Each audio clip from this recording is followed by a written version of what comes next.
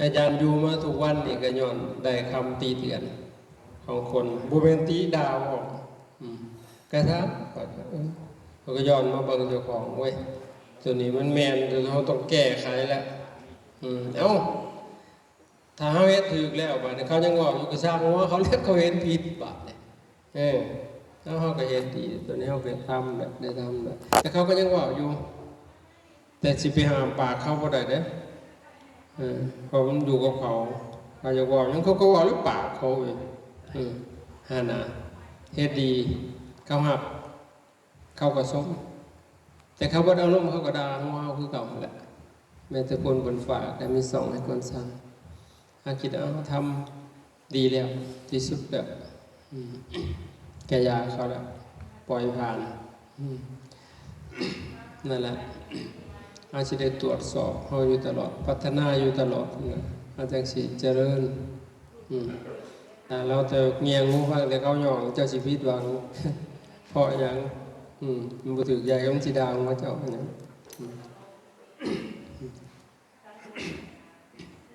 นบุได้ตีเทียนบุได้ชี้โทษเท่าบุนั้นแล้วบุบอกคุ้มทรัพย์จำไว้เลยแต่ผู้เจ้าเป็นจริงให้ปอหน้าต่อกันถ้าคู่เฮานี่อยู่ร่วมกันมันไม่ใช่คือมันจะกันคือปากัดนี่เด้ มันบ่ได้เรื่องได้ตาสิ่งแต่เนี่ยเบิ่งกันแบบเป็นศัตรูคู่เว้นมองกันแบบเพื่อนรวมทุกข์เกิดแก่เจ็บตายพอคนเฮาเสียมันคือกันเบิดบ่ได้เพราะนาวันนะบางคนมาแต่ตระกูลแบบนึงมันก็เป็นแบบสั้นแล้วเขาธรรมศาสตร์มันสอนเขาอยู่เด้สมมติผู้หนึ่งมาแต่แม่แต่ตระกูลคนรวยบาทนิสัยอีกต่างอีกได้บาทเนื้อเกลือก็สิรังเกียจหมู่มาเปรียบหมู่บางทีมาแต่กุลทุกข์ยากบาดบ่ได้ฝึกมาบาดเฮ้อก็มีอีกบาทแต่ของดีอยู่มันเป็นเสียได้จังว่าให้อภัยซึ่งกันและกันมองกันแบบเพื่อนร่วมทุกข์เกิดแก่เจ็บตายแบบด้วยความเมตตาได้มียังกระซอยกันเกื้อกูลกันพอเห็นนังซอยกันได้ก็เฮ็ดมันเป็นการสั่งสมคุณงามความดีสัมภารธรรมอาจารย์พาเหตุพาธรรมบางทีอันนี้เขาเอาเงินมาให้นี่ค่ามันอาจสิบ่มากเท่าการกระทำเพราะอย่างเอาสมมติเอาเงินให้คนละล้าน10 ล้านเขาซื้อกินเบิดแล้วก็เบิดค่าละแต่ว่าการกระทำที่เขาทำไว้มันบุเบิดง่าย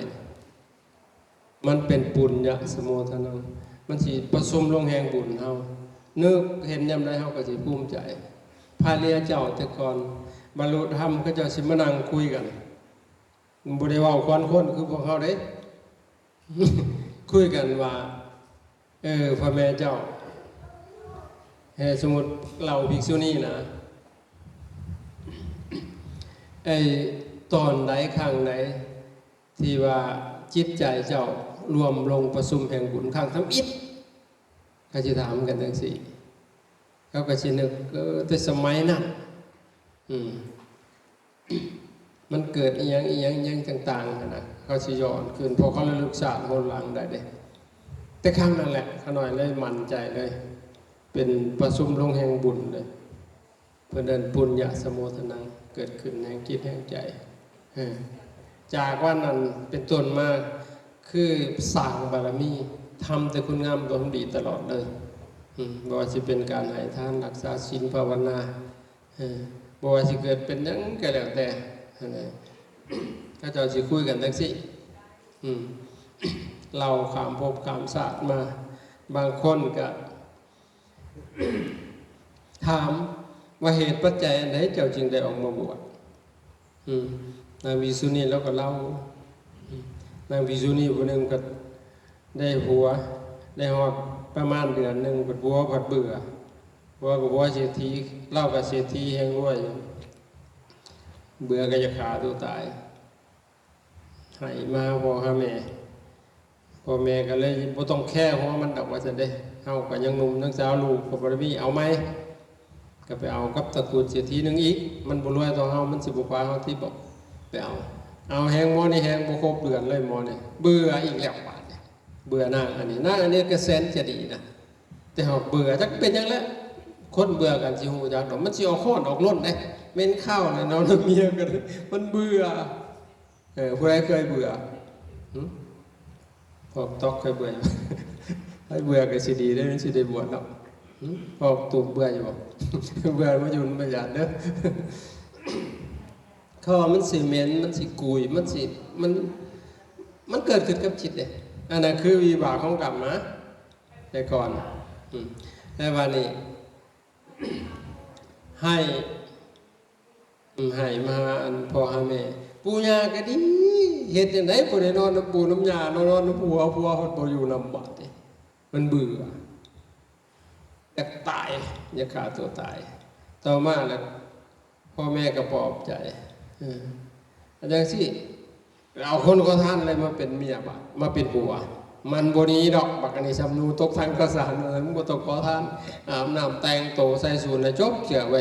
บุ้ยว่ามันนูตกทางกระสานแม่งบ่ขอทานแห่งอยู่ใน15มื้อ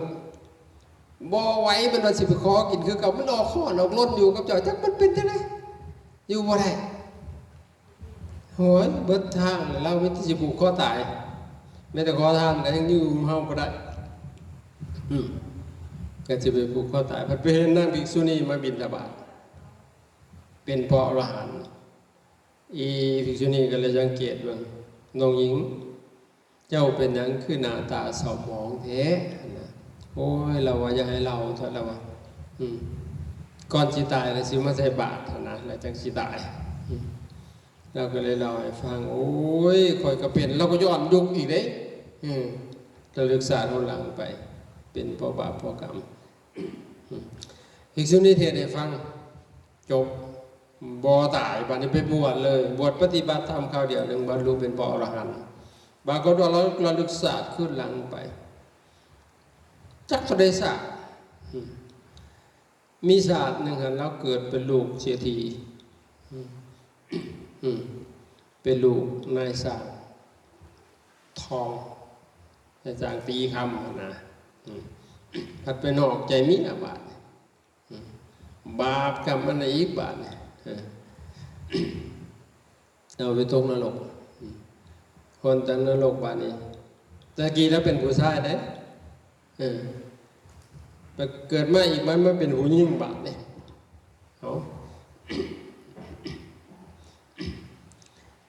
มันเป็นผู้หญิงแล้วเป็นลูก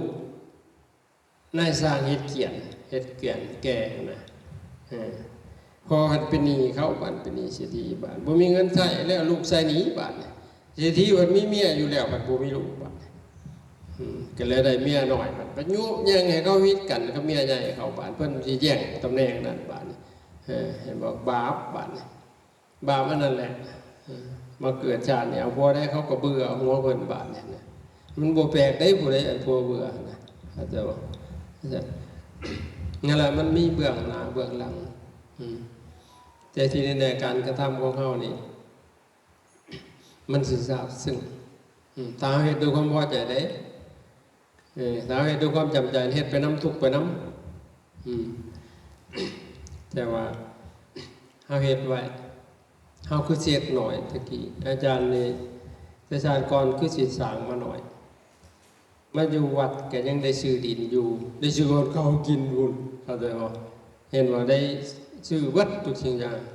ได้เฮ็ดเองแสดงว่าโอ้แต่ชาติก่อนเฮาคือสิขี่ก็บ่ให้มากินบ่จักเฮาอาจสิบ่ได้สร้างอีหยังไว้หลายตะกี้ได้เฮ็ดเองนี่ปลูกกะโลจนเจ็บเบิดแอวเลยมันแผ่นใหญ่ปวดเบิดอันนี้นอนโอ้ตัวอาทิจ้างแบบบ่มีเงินบาทเฮ็ดเอาเองสักเงินไปซื้ออาหารนี่มีแต่เฮ็ดเองเลยทางหลังทางก็เฮ็ดกูดหลังก็เฮ็ดขึ้นแต่ก็สิเฮ็ด10เองเฮ็ดเชียวก็แห้งนี่แหละเฮ็ดก่อนมันสิตายจากไปฝากไว้บ่ได้เฮ็ดให้เจ้าของดอกเฮ็ดให้ส่วนรวมนี่แหละให้มากก็อยู่ต่อนะแต่ว่าพาเฮ็ด บ่ได้แนวหนึงก็ให้มันได้แนวหนึงบวชเข้ามาขี้ลายตายไปยังบ่เป็นนโมเอ้าสมปุญให้ภาวนาเอ้าไปสนับทางใดแห้งก็มักก่อยกันบ่ได้มักนั่งภาวนาเฮ็ดให้จิตใจสงบแห้งมักอันน่ะบ่เฮ็ดเวียกก็ได้มาเฮ็ดตัวนี้โลดหอดโมงหอดเวลาปฏิบัติทำความสะอาดได้บางองค์บ่อยากทำความสะอาดเลยสลายอย่างต่างเนี่ยสกปรกอย่างเมียนทำความสะอาดมันจะเกี่ยงจะกวางมันบ่งบอกทั้งจิตใจเฮาคนได้จิตใจเฮามันหกเหือมันบ่มองเห็นนะเฮ็ดซอยกันโยมกับภาวนาต่อพระได้ภาวนาจังไดโอ้ยครูบาสิไปใช้ก็บอกขน่อยเด้อเถื่อพ่อมีโอกาสได้รับบุญร่วมแต่สมมุติมีรถมีร่างน่ะก็อยากใส่ก็ว่ากันไปมีหยังกับข่าวบอกขน่อยเด้อเพิ่นก็สิบอกคืออาจารย์แล้วผู้ใดภาวนาไว้ก็สิบอกผู้ใดบ่ภาวนาก็บ่ว้าวแล้วน่าอาย